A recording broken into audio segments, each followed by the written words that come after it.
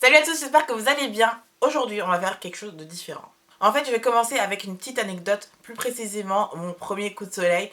En tant que noir, on n'a pas vraiment l'impression qu'on peut avoir un coup de soleil, ou ceux qui l'ont déjà vécu, ben, c'est assez rare, du coup on ne pense pas qu'on puisse avoir un coup de soleil.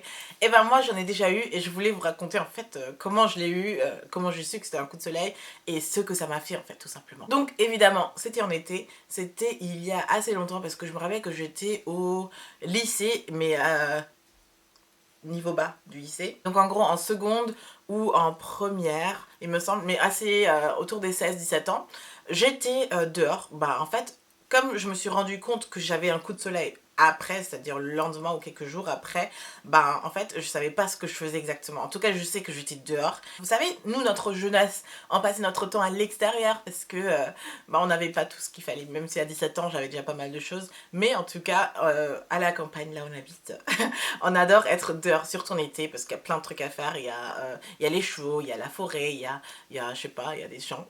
En tout cas, j'étais dehors, pas protégée, je me protégeais jamais. Je crois que avant toute cette histoire, j'ai jamais mis de crème solaire de ma vie. Et en fait, j'étais rentrée le soir, j'avais une impression étrange à la nuque. Donc c'était comme si j'avais chaud, mais pas trop non plus, mais en tout cas c'était étrange. Le soir, ça a continué, il y avait toujours encore cette sensation étrange. Et le lendemain, enfin 2 jours après en gros, ça commençait vraiment à croûter, à être bizarre et je perdais des bouts de peau. Donc j'ai pas compris, je demandais à ma mère mais qu'est-ce que c'est? Et elle me dit ouais mais je pense que tu fais une allergie, vas-y on met de la vaseline dessus. J'ai commencé à mettre de la vaseline dessus pour que la peau qui était en train de s'enlever, en gros j'étais clairement en train de peler. Pendant tout ce processus, ben, en fait à un moment donné je me suis dit mais j'ai quand même envie de voir à quoi ça ressemble. J'ai fait la technique du double miroir. Vous savez quand vous prenez un miroir et derrière vous vous avez un autre miroir et vous pouvez regarder et trouver en fait ce qu'il y a derrière vous. Je fais souvent ça avec les cheveux quand je veux voir comment mes cheveux ont l'air de l'arrière. Bref, j'ai fait cette technique pour... Vous avez vu maman Coco rentrer dans ma vidéo, tout genre normal. Je crois que j'étais à l'histoire du double miroir pour voir ce qu'il y avait derrière moi. Et bien j'avais fait ça et j'avais vu avec horreur, mais une nuque noire de chez Noir. Elle était noire. En gros, j'avais la peau qui pelait, mais ce qu'il y avait derrière c'était noir aussi. Et j'avais une énorme tache, c'était immonde.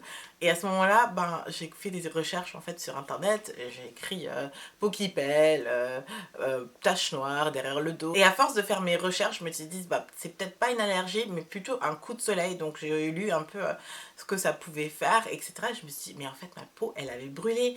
Et que, en fait, c'est pour ça que j'avais des sensations étranges dans le dos. Mais en fait, je touchais pas. Moi, ça me faisait pas tant mal que ça quand je touchais, mais c'était juste étrange et désagréable. Et en fait, j'avais un coup de soleil et c'est la première fois que je me suis rendu compte que je pouvais avoir un coup de soleil et que avoir un coup de soleil c'est vraiment pas joli parce que la tache que j'avais vue était immonde et je voudrais plus jamais ça dans ma vie. Voilà, c'était l'histoire en fait de mon... Ya, c'est dur de filmer à la maison, il y a les parents qui te dérangent toutes les 2 minutes quoi. Voilà un peu l'histoire de mon premier coup de soleil et de ma première expérience d'un coup de soleil et comment je me suis rendu compte qu'on pouvait avoir des coups de soleil. Depuis, j'applique toujours une crème solaire et en plus le fait d'avoir fait des recherches et maintenant que je sais que les peaux noires peuvent tout autant avoir des coups de soleil et que la peau peut tout autant brûler qu'une peau claire, ben, j'applique tout le temps de la crème solaire et aussi depuis que je sais que le soleil a un impact en fait sur les taches pigmentaires sur le visage ou autre sur le corps, bah, je protège aussi mes taches pour pas que le soleil les fasse trop assombrir, les fasse trop s'agrandir parce que en fait ça joue énormément là-dessus. Donc pour moi c'est devenu un indispensable dans mes soins, surtout en été je mets de la crème solaire partout où il m'arrive d'avoir de la flemme et de l'appliquer là où je sais que je risque d'avoir un coup de soleil, la nuque toujours. Et je me rappelle très bien le jour où j'ai commencé à travailler avec Inoya, j'ai tout de suite demandé si dans les produits soins du visage, il y avait une sorte de protection solaire pour protéger ma peau parce que c'est la partie la plus exposée de mon corps en fait à l'extérieur et donc au soleil.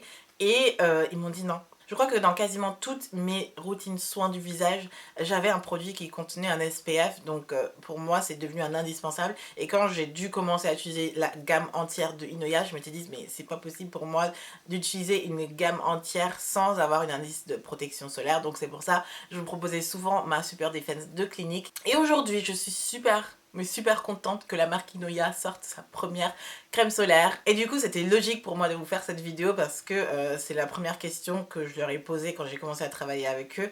Et ils m'ont dit qu'ils sortaient une crème solaire. J'ai dit je veux collaborer avec vous.